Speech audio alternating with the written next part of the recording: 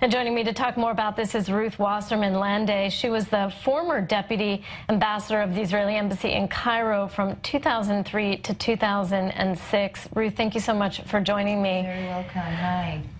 There's been a lot of talk today, obviously, about this anniversary and the historical context, how it was ripe for that moment for these peace talks. But I want to talk a little bit about these leaders and their personalities. Begin, Sadat, Carter. These were men that felt that they had been in some way put in a certain place, even destined. Even in some of the letters we see, they say they feel God put them in a place to move this peace process forward.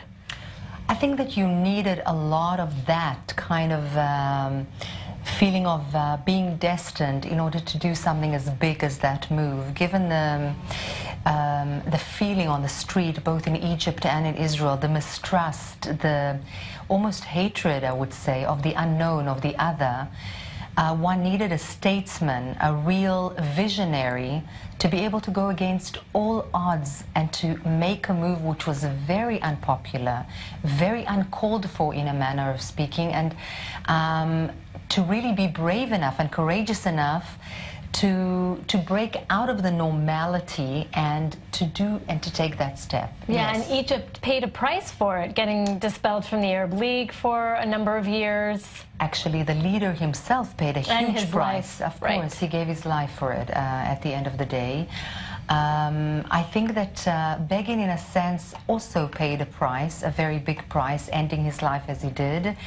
But the two countries, 40 years later, as you said, withstood the test of time. And strategically, at the end of the day, that is what is so important. Let's move to today. When we look at this region and the instability and the violence, this treaty seems to be more important than ever.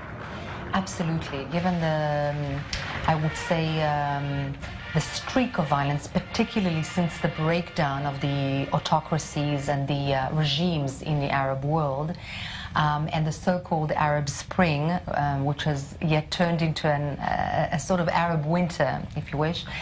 Very importantly, the Israeli-Egyptian accord has kept surprisingly stable.